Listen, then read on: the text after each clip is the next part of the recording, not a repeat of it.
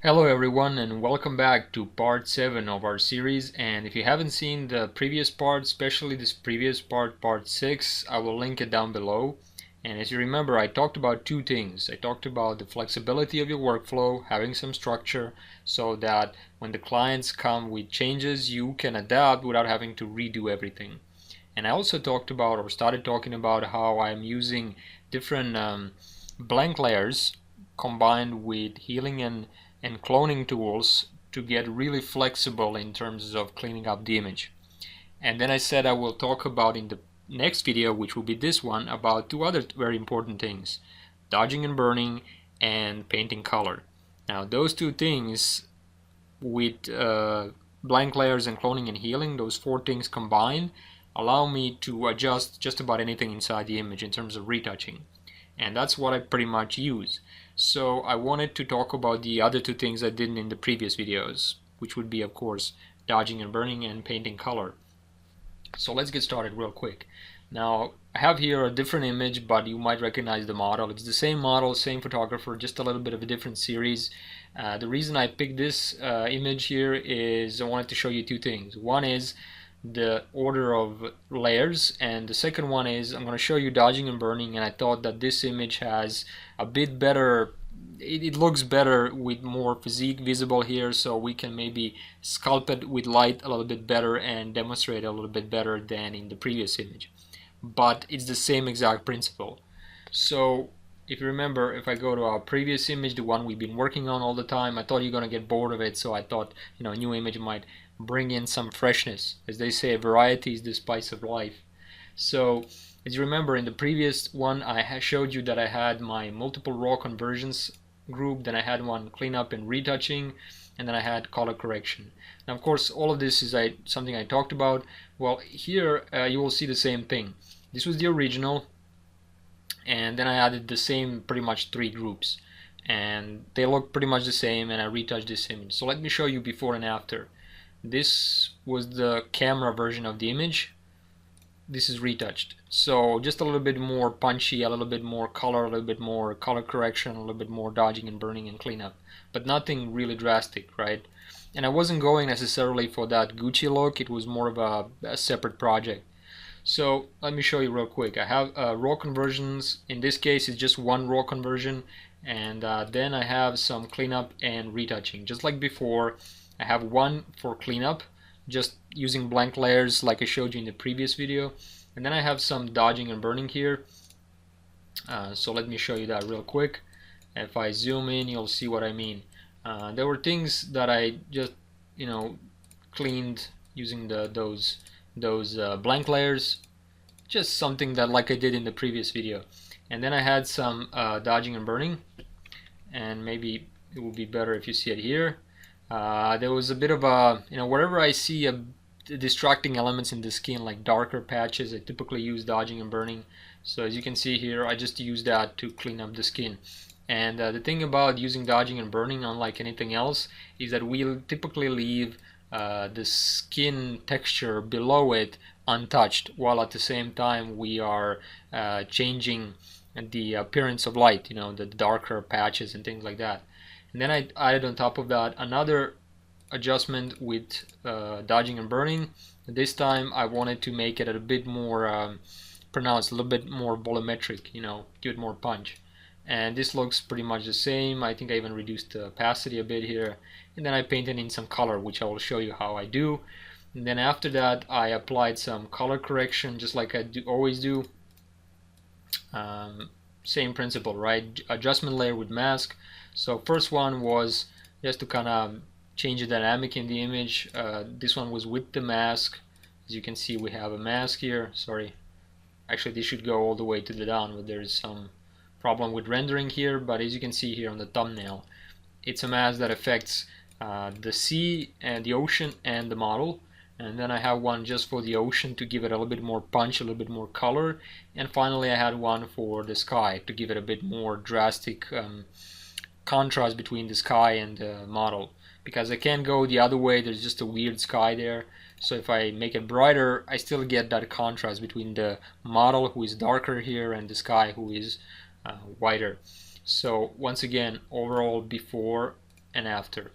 So, whoops, pardon me, I think I messed up something on my disk.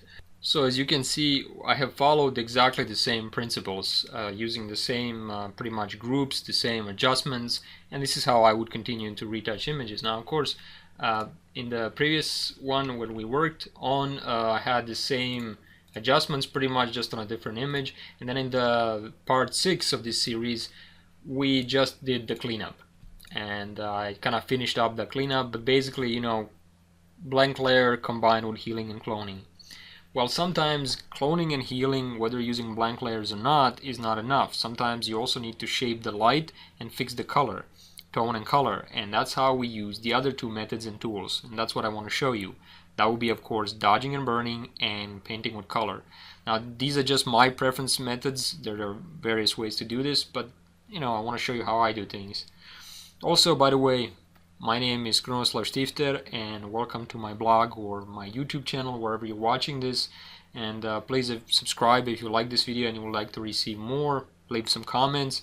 I always like to hear, you know, feedback, whether it was good, bad, you have some suggestions, or you learn something. That's especially gratifying.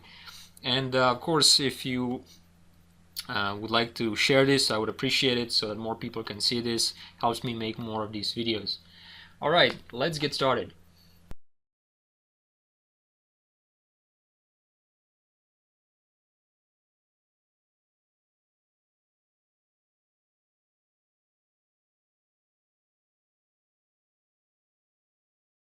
Now, photography, the word photography essentially means painting or drawing with light, right? In other words, if you take away all the light inside the image, you make it black. Now, very interesting. If you bring all the light you have, or you can possibly have, you get, well, all white, which is not very interesting. So you need somewhere in between the light to give you something that's somewhat visible and interesting. And of course, you also need a direction from certain angle, because that's what's going to make the subject interesting and stand out. And here I have a mannequin doll, which I'm going to use to illustrate some of the things I want to talk about, some concepts, before we actually get into dodging and burning. Now, of course, when you do this on camera, you can do a lot to paint the image using light, whether it's natural light or artificial light of various sources and so on, exposure you use on camera and all that. But once you have that, sometimes you can get all that you want on camera, and that's why you would use the dodge and burn tools to brighten or lighten and darken certain elements inside the image selectively, manually, and enhance what's already there or fix what you couldn't get on camera. And that's what we use dodging and burning. Now, of course, there are essentially two areas inside the image when it comes to portraits specifically where dodging and burning is very useful, and I typically do this myself in two different passes. So let me show you. Here I have a mannequin doll, which I will use to illustrate all of this, and as you can see, she is lit. We can see the shape and everything, but she could be more contrasty. Now this, let's say this is something we couldn't get in camera, and we want to selectively enhance the contrast in certain elements. So that's why dodging and burning is good. The other element that might happen, this is plastic obviously, so her skin is perfectly smooth, or her idea of skin is perfectly smooth. However, most portraits have a problem. They have these kind of darker patches inside the skin. We all do. We're humans, and we all have these kind of darker patches inside our skin. And ideally, for retouching purposes and for the kind of work we're doing, you want to minimize or remove them. But you want to retain the original texture and the shape of the face and all that. This is where dodging and burning is very useful. So for example, if you were to get originally this kind of image, the first pass I would use is to get rid of those darker patches without affecting the overall shape of the face and everything. So I would just remove those selectively, those darker patches. Then in the second pass after that, I would apply more global dodging and burning, as you can see here, or let me zoom so you can see better. In the second pass, I would apply more global dodging and burning to selectively enhance certain parts of the image. Now there are plenty of tutorials who talk about those removing of those smaller patches inside the skin. Usually, you look at the beauty tutorials and so on, and even I made a DVD on this about 2 years ago, 3 years ago, the art of dodge and burn, where I go over all the detail work and all the tools you can use and all that. But back then I didn't talk so much about the other element, right? This more global element, which a lot of people ask me, and also they typically refer to this as sculpting or carving with light more globally. And I thought that since we're not working on beauty images, this would be a good example where we can use to show you that more global approach, right? And also, if I go to our image here that we used, I did some dodging and burning there as well. Now let me show you. If I zoom here on a face, you can see what I did. First, I applied a few small adjustments.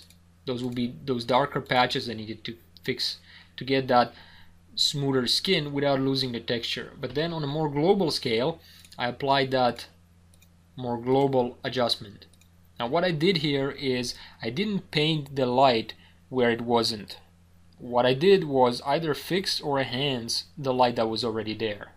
If you're very skilled, you can be like an artist or painter or somebody who draws, because after all they're using just shadows and highlights to create from flat piece of paper something that looks really realistic. So we can do the same thing, but we don't have usually the time, and most of retouchers don't have the skill. So we stick with enhancing or fixing what's already there. We are retouching, right? Fixing or enhancing what the photographer couldn't do, or if you're the photographer. So here you can see what I did. Now the second principle about dodging and burning that I want to talk about is that human eye instinctively goes for the brightest parts inside the image first. We can use this to our advantage to direct the viewer's attention to go where we want them to go. And as you can see here in the original, look at the image, I have not, there is some separation between the highlights and the shadows, but they're not that drastic. And there are, I would like the viewer more to go to this area, to centerpiece, the chest and abdominals, rather than maybe this area, the hand, which is competing for that attention. So by using the dodge and burn tools, you can see how by painting light in one area and painting dark in another, I have shifted the balance and I made the viewer, possibly you, go more for the centerpiece of the image, right? So using dodging and burning, you can do that. Not only fix the problematic skin and areas inside the image where the shadows and highlights don't match, but also to globally affect the viewer's attention. But it's not just the attention, but it's also fixing what you couldn't. So it's not just enhancing, it's also fixing. You see here this darker patch near his head. Now look at before and after, right? I use dodge and burn tools to kind of fix that light so that we don't see a darker patch here, which might distract us. Now of course this is filled with texture and everything, so it is not something I would clone and heal, because I want that texture, I want everything that's there. I just want to change the tonality selectively, and this is where dodging and burning is so effective. Now of course this image is good for doing all of that, but I thought that the image I showed you first might be more interesting to show the more global approach. Alright, so let's show you now. I'm going to show you now how to do it, and then we're going to pass through this image real quick, and then you will be able to have a better understanding of how dodging and burn can help your images and your retouching. Okay, now I'm going to show you how you can set up your dodging and burning layers, and you can actually start working on an image. Now of course there are more than one way to do this, there are more than one method. Three most popular methods are using the actual dodge and burn tools within Photoshop. The other method is using two adjustment layers, usually curves. You would lighten or brighten an image, and the other one you would then add two black masks to hide the effect, and then you would paint with white brush over an image your shadows or highlights. But the one I'm going to be using is the third one, very popular, and that is using soft light blend mode on an empty layer or one filled with 50% gray, and then using your brush tool to paint shadows and highlights. Now in case you're wondering, What is the difference? There are some small differences between them, but basically it's mostly about a preference thing. So as long as you're skilled, you can get your great job done with all of them. Now, as I mentioned in my The Art of Dodge and Burn DVD, I spend a lot of time on everything, so I won't spend here all that much time on it. Because already I'm running out of time on these episodes, so I'll just show you my method, the soft light method, and my preferred method, and I'm going to also show you how to automate this so you can create an action and quickly get all the settings for you. Alright, so let's start by setting up our image to record an action that we can then later use for dodging and burning. Alright, so in this image, as you remember, we have our dodge and burn layers and all that. Well, I'm going to deactivate all of them because we're going to recreate them, and I'm going to just leave my cleanup layer.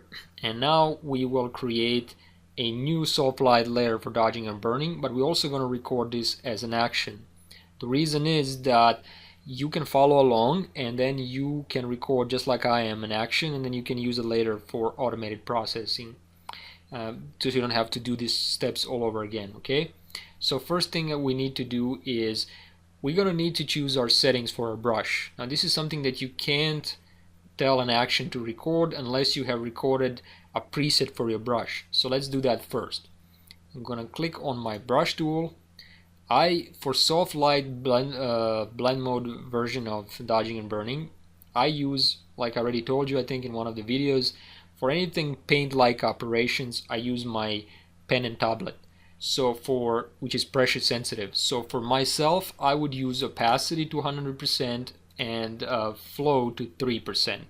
That's the settings that work for me because I have a pressure sensitive tablet. You might try to experiment with opacity and flow and set it differently. This is where your action might be different than mine. And also because I have a pressure sensitive tablet, under brush settings I would make sure that my transfer is on and that my settings here are pen pressure, pen pressure. So those will be the settings I would choose for myself. If this is something you're doing with a mouse or have a different tablet, or you're using a different method, with two curves layers or something, you might change these settings. You're gonna have to experiment a bit. I can talk about what these settings mean, but I'll run out of time. If you'd like to learn more about this, leave me a message in the comments and I'll direct you where you can learn more. Okay, so first thing I would do is set it to opacity to 100%, flow to 3%, and now I'm gonna click on this for new tool preset, and I'm gonna click on create new tool preset, and I'm gonna call it brush tool dodge and burn 50% gray. Click OK. So we now have a recorded settings as a tool preset. Next thing I'm going to do for preparing for action is I'm going to make sure that I don't have my brush tool selected. So I have something else selected, because we can't record selecting a brush tool if we already have it selected. Second thing I want to do is I want to change my settings for swatches. I want to put them in some really whatever colors I want, because I also want to make sure that I record a resetting of those swatches. Alright, so now that I have that set, now we can start recording an action. So I'm going to go to my actions palette, I'm going to click on one of my folders, and I'm going to start actually creating. I think I have one already created, so I'm going to just delete that one real quick and start from scratch. So go to your actions palette, click on new action and name it. I prefer to name it the way it's descriptive, so dodge and burn 50% gray layer. And that's all I'm going to do. Click record, and here we are. We are now recording this red button. So everything we click now is going to be recorded. Not my voice, just what I click. So next thing I want to do is I'm going to hold down my Alt or Option key, go to new layer and click on it. Name the new layer the same way I would the action. And I'm going to change the mode here, blend mode, to soft light. Make sure that this fill with soft light neutral color is on. And I'm going to click OK. We have now a empty layer filled with 50% gray, set to dodge and burn 50% gray layer. Okay, that's fine. Next thing we want to do is we want to reset the swatches and record that. So watch this. When I'm going to press a key here, a keyboard shortcut, D for default. and it's going to set reset swatches. It's recording that. Then the next thing I want to do is I'm going to set X. This will exchange swatches. So my white is my primary color for painting. Now I'm going to click on my brush tool. It's going to record that as well. And now I'm going to choose that preset I created, which is called brush tool dodge and burn 50% gray. Now up until this step, everything I did you should be doing. But the preset selection, well, your preset might have different settings than mine. That's the only thing that's going to be different, depending on how you like to work. I already showed you mine, and I recorded a preset, so now I gotta select it. And indeed, it has recorded that. Next thing I want to do is I want to add myself here a mask, so I have an option to delete areas what I dodge and burn if I don't like it. That's just the way I like to work. So I'm going to create a new mask by clicking on the new mask icon, and of course at this stage I have my mask selected, so I want to select this, and indeed it has that, and I'm done. I'm going to click stop.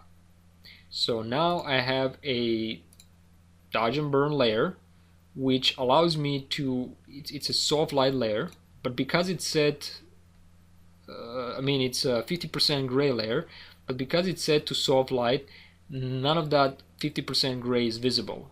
The only thing that's going to be visible is now when I use my brush and I paint with dark or white. So I'm going to exaggerate the effect here. I'm going to paint with white. As you can see, it's going to show that. If I paint with black, it's going to show that as well. So that's how dodging and burning works with this. Now, this is done on a layer that's filled with 50% gray. This allows me now, when it's on soft light, to hide the gray areas and just leave the black and white. Which, if this was a blank layer set to soft light, the effect on the image would be exactly the same. The main difference is that now I can actually see where I painted more easily. That's it. I'm going to delete all of this, and let's see if that action works. So I'm going to click on my actions palette, click on that newly created action, I'm going to click play. And it's going to do exactly what I wanted. It created a new layer, set it with gray, added a layer mask, reset my swatches, clicked on my brush tool and set it to that settings that I wanted. Perfect. Alright, we're ready to start dodging and burning.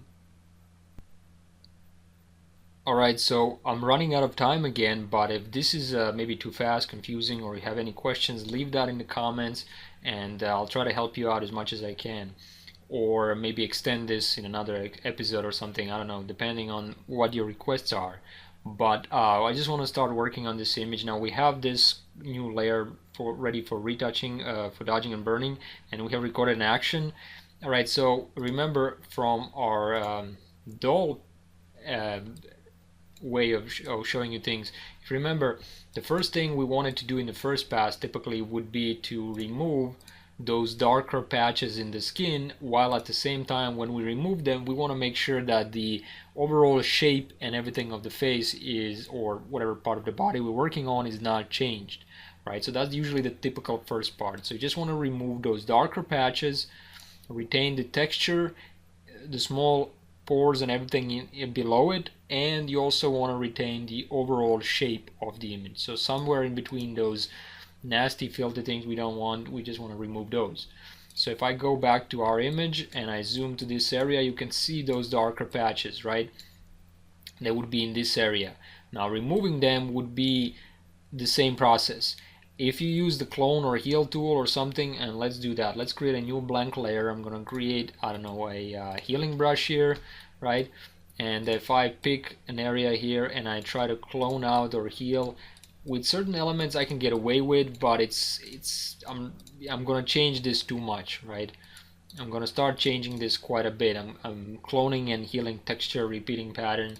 This is why we don't use clone and heal tools for things like that. We use dodging and burning. So I have my dodging and burning selected.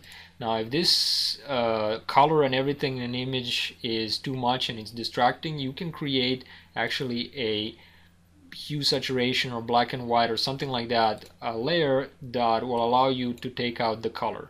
Now when you take out the color, this is only temporary of course, but it allows you to basically not be distracted by the color and only see the tones. And we can do that here. So I'm using this hue saturation layer to desaturate the image primarily as a helping tool. Some people call this eye help or whatever you want to call it. But the idea is that you are helping your eyes not be distracted by the color. In this case, we didn't have that much of a color, so it wasn't that big of a deal. But if you have an issue with color that's distracting you, this is how you would do it.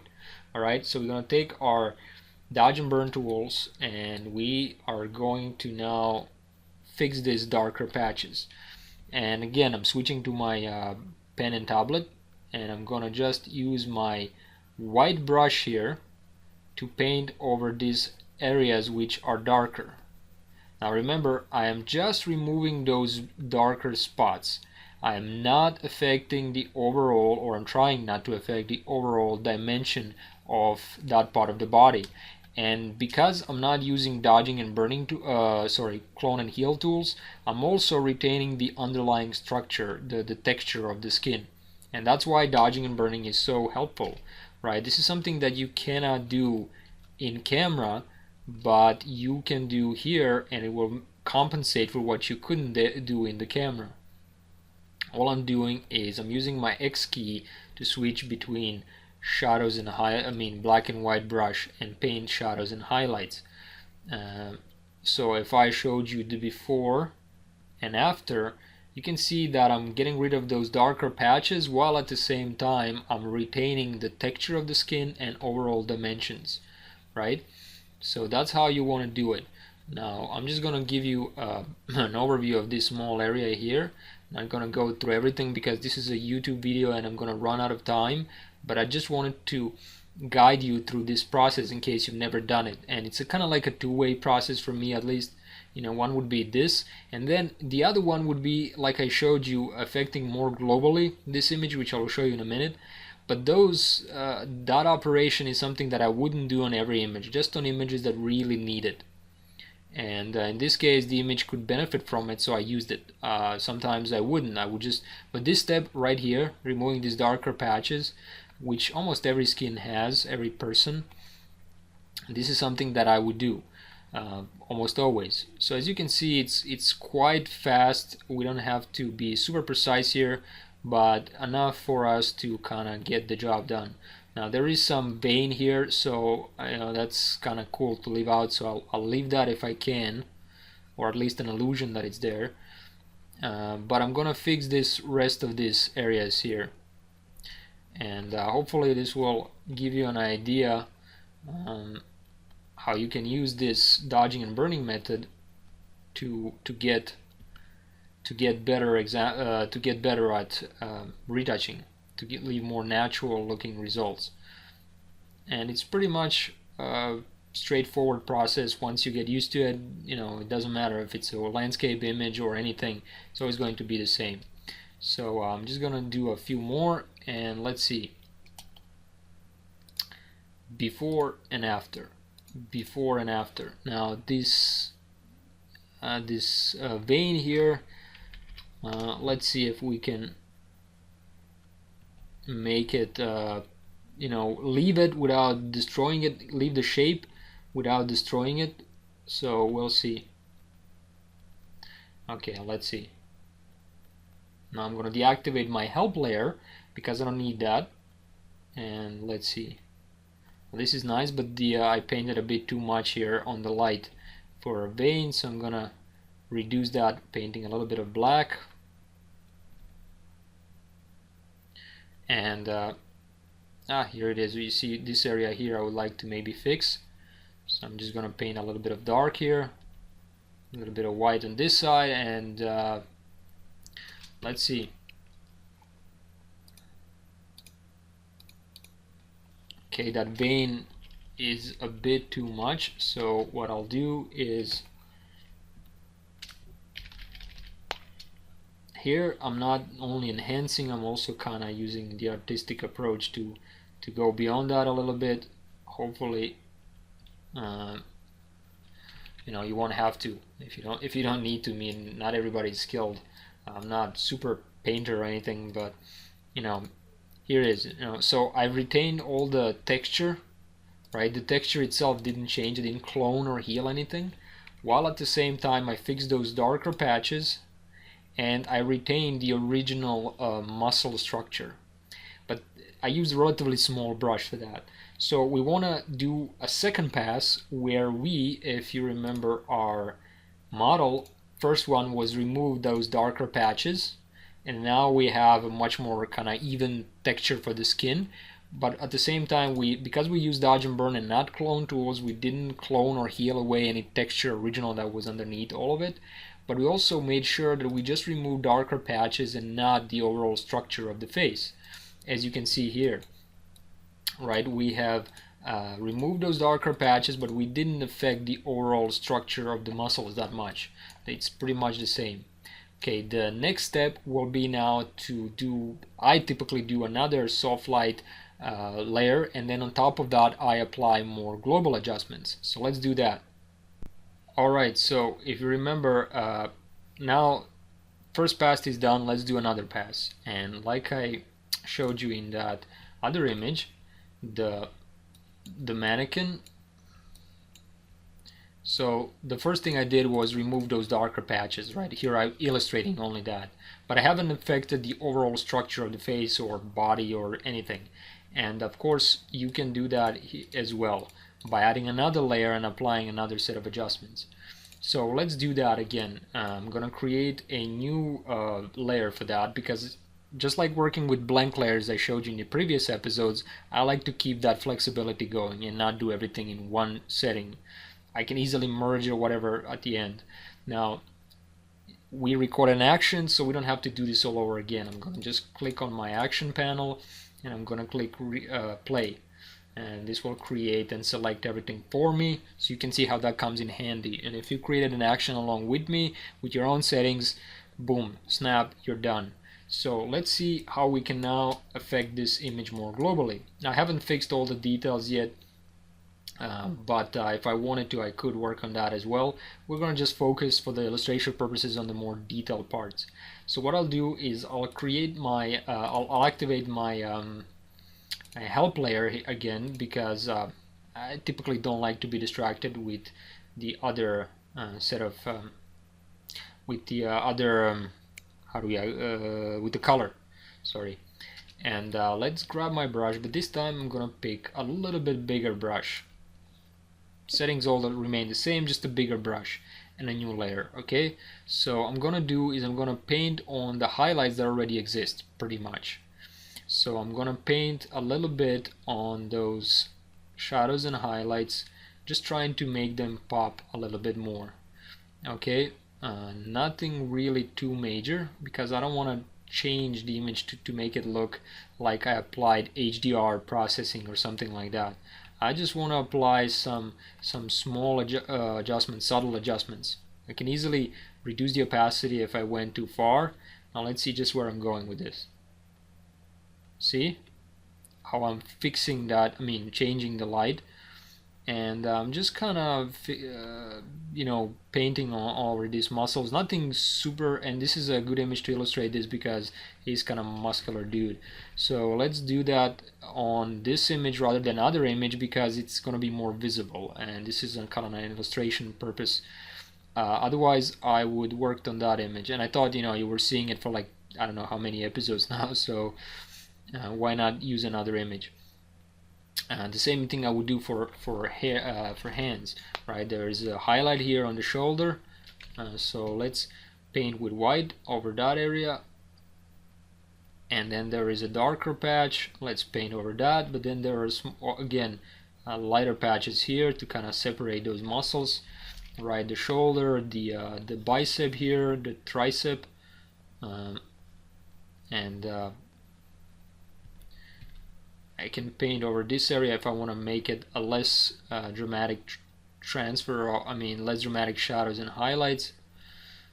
And let's see how I can shift that light, and if it's too much I can always reduce it a little bit by painting more, maybe around his chest area here, maybe a bit this transition here, right? and I'm switching with my X key between the shadow white and black brush, and I'm gonna paint over this area here, and that's how I would kind of shift it, you know, towards an image that looks a bit more maybe interesting. I don't know. This is something that's you could not do. I mean, you don't have to do this. This is not something you would have to, but I thought, you know, it would be interesting to illustrate the point how you could do it, because a lot of people ask how do you carve an image or sculpt an image using this type of technique.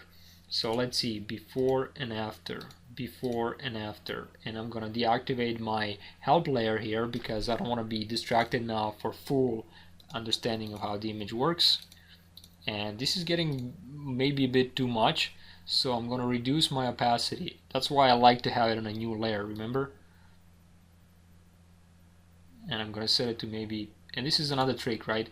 If you hover your mouse over the opacity or any of these next to sliders, the words, the tool appears to be now two arrows. So if you move it left and right real quick while holding the mouse button down, you're gonna affect the opacity. So if I go really quickly back and forth, I can see that my eyes will not adapt, and I will find the sweet spot somewhere in between.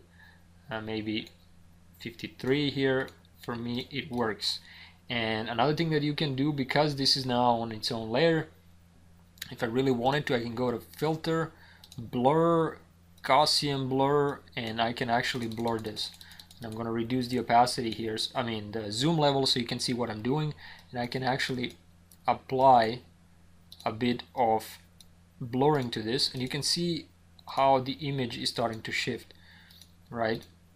So maybe at this stage, yeah, it's just adding a little bit of more organic approach to it. So maybe that's something I want to keep. Let's find something, and I'm moving quickly between these sliders because I don't want a subtle change between settings, because that allows my eyes to adapt, just like opacity. So I want to move quickly between these extreme settings. And let's see, before and after. Maybe 36. That's not too much.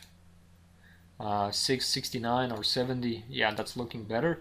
So let's see before and after. Before, after, before, after. It's a relatively subtle change, but it kind of gives it a little bit of pop.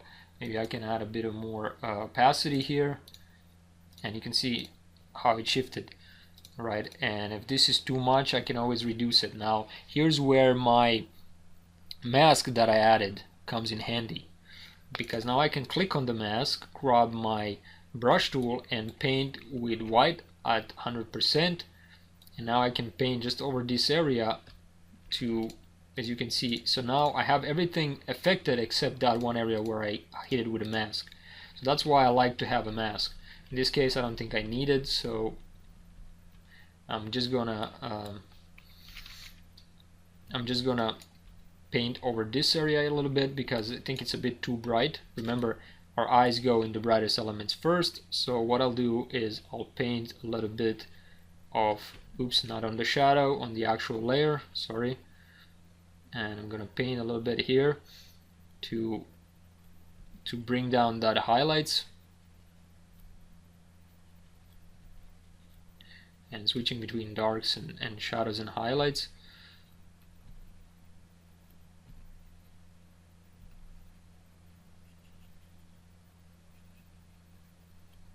Okay, let's see, before and after, before and after.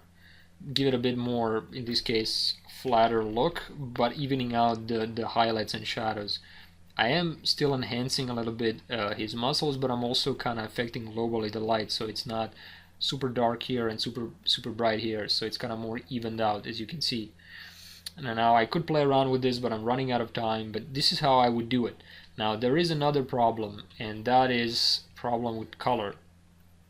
As you can see, there are elements here that are not the same color.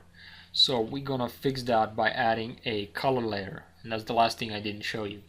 But for the sake of making this a better presentation, I'm going to delete these last two things that I made, drag it to trash can, because I remember I already worked on this image, so I already have my adjustments here similar to the ones I made, and they're all across the entire image, so I think that will be better for demonstration. So let me show you now how the color layer works. Alright, so the thing that I like to call a color layer is really simple, and it's very useful because one of the unavoidable side effects of dodging and burning, especially when you're dodging and burning somewhere where there's a lot of contrast, like in the shadow area, you will also pull out, you will enhance the color that's already there.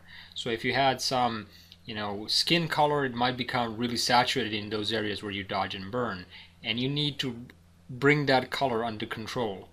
Now I happen to have some areas where I might have issues. I don't know if you can see this, but I worked on these darker patches, and you can see that I didn't quite now, I have matched the tonality, but I haven't matched the color. You can see that there's some greenish color, which is not the same with the rest of the skin. So to fix these kind of problems or any subtle discolorations, whether it's in the skin or other areas, there are many methods to do this. I personally like to use what I call a color layer. And let me show you how that works. Now for this we will again use the same kind of method of recording an action so you can follow along, okay? So let's start with the same thing. First I'm going to grab my brush tool, I'm going to create another preset. So I'm going to grab my brush tool, I'm going to make sure that everything is set to black and white. I'm going to go to my brush tool. Because I'm using my pen tool, for myself I'm going to use transfer pen pressure, pen pressure. Everything's going to be the same except here on the flow I'll set it to 10, or actually maybe even 15. That's the only difference, right? And I'm going to click on this new tools preset, click on a new button, and I'm going to call this brush tool, and let's call this color layer 15%. And I'm going to copy that name. I'm going to click OK. It recorded it. Now I have recorded that. Now I'm going to make sure that I have something else selected besides my brush. I'm going to change my swatches to some other colors so I can make sure that everything is reset. Alright, now I have prepared everything. Now I'm going to go to my action palette. I'm going to click new, and I'm going to call this color layer 15%, so I know my brush will work on 15%. So actually I can delete that, I can just leave it color layer, and that's it. I'm going to click record, and it's going to record that action. Now I'm going to create a new layer, but holding my Alt or Option key again to give me this dialog box. I'm going to copy the name color layer, I'm going to set the mode to color, and that's it. I'm going to click OK. This creates a new blank layer set to color. I'm going to add a mask to it, but now it recorded me clicking on the mask. I'm going to click back on the layer. I'm going to click on the brush tool. It's going to select that. I'm going to click D for default to reset swatches. I'm going to click X to exchange swatches. It recorded that as well. And the last thing I have to do is select my soft where was it, brush tool color layer 15, and that's it. I'm going to click stop, and let's see how it works. I'm going to delete this layer, and I'm going to change some settings here to make sure everything works, like so. Select something else, and let's play back this action to see if it works. Yes, it worked. Color, blank layer, everything is set, black and white here, my brush selected. This is 15%. Perfect. So this is how you can set up your color layer and create an action so you don't have to repeat this step. So let's see how it works. Well, we have a blank layer, so it's blank, right, and transparent.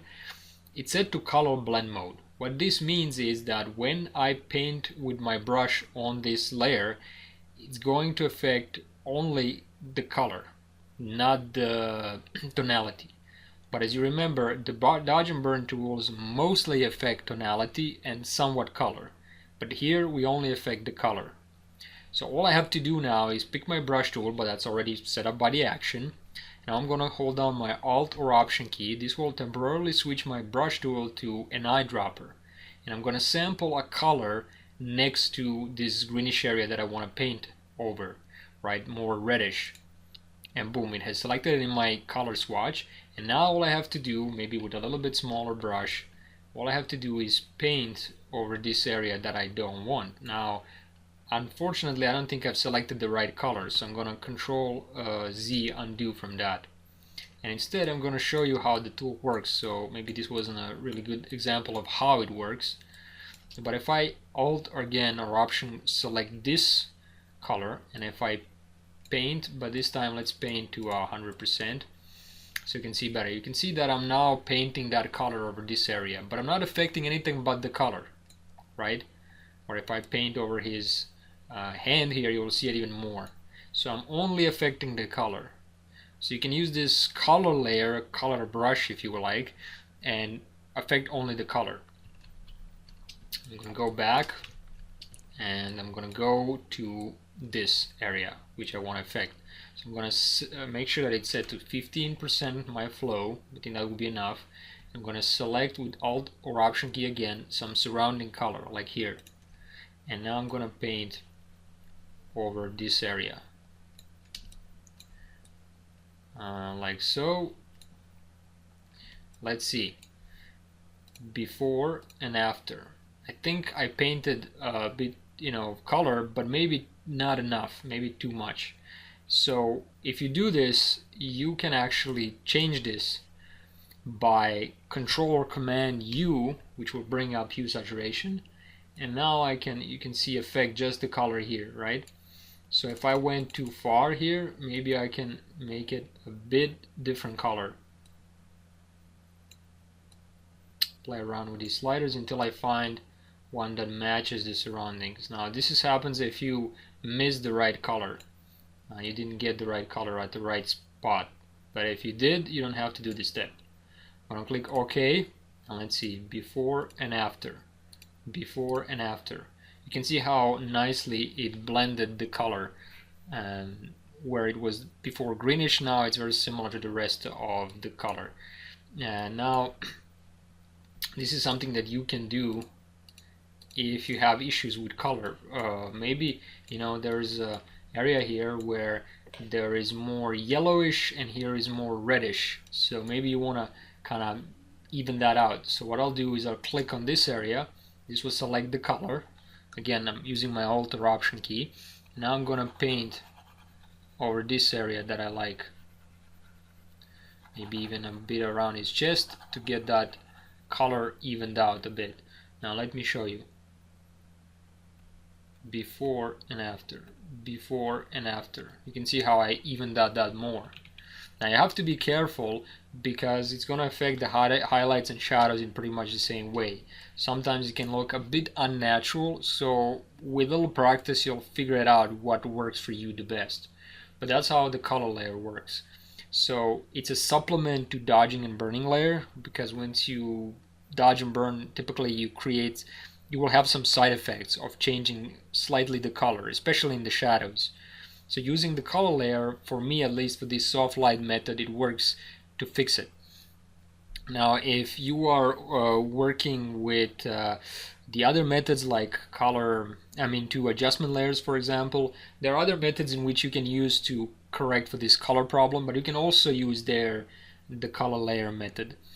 And the color layer method is also used not just for this, but everywhere where you need subtle color changes, right? So here's another example. I might not do this, but I want to show you. So you see how there's more blue here than green. So let's say I wanted to even that out. Well, I can pick some green here and just paint over that area, right? And very subtly, just that area has more green now. So this is the kind of things you would use color layer for.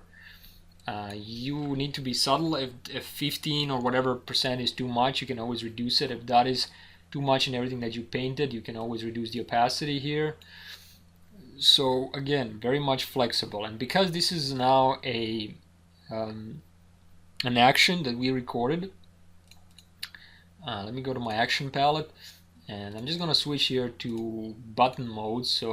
And I've colored my two important actions.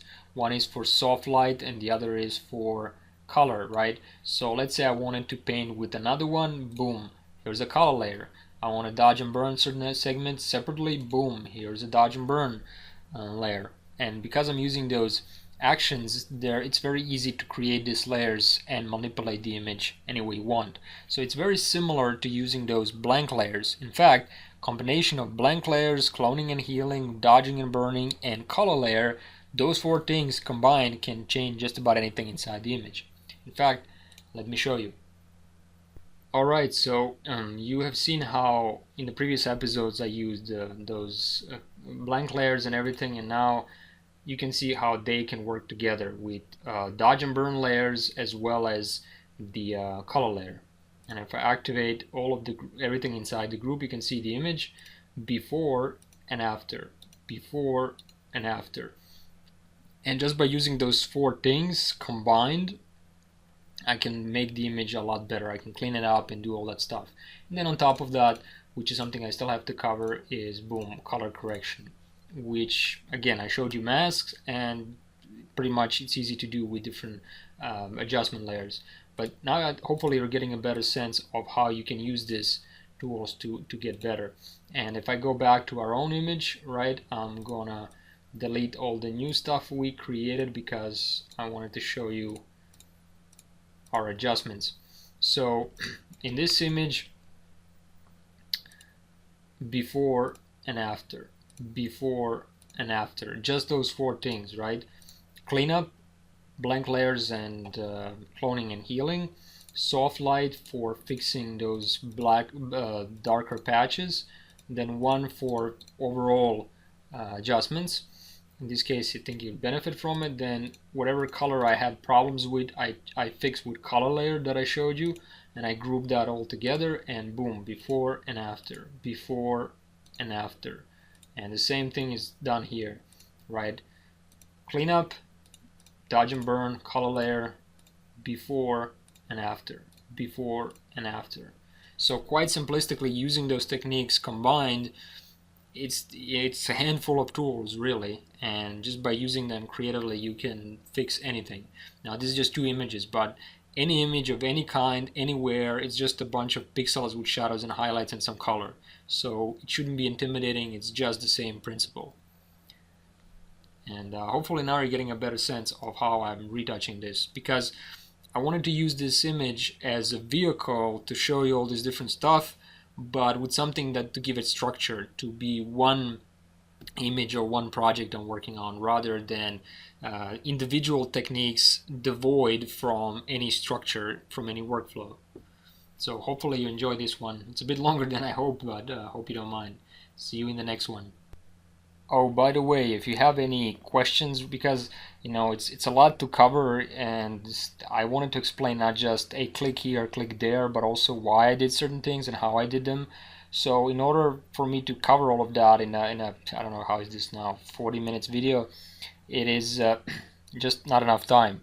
So if you have any questions or things you would still like me to cover or things like that, leave me comments and try to reach me, and I'll try to figure out how to put that into a series or some other tutorials or something. And hopefully this will help you out with your own images. Thank you for watching, and if you see any videos that you like on my channel, please give me a thumbs up, click the like button, share it if you like with your friends, spread the word, leave a comment, give me some feedback so I can make better videos. And if you like to receive more videos that I upload and get a up-to-date state on my channel and the tutorials I make, please click on the subscribe button. And here's a really interesting thing I would also recommend. You see this little icon here, this little wheel?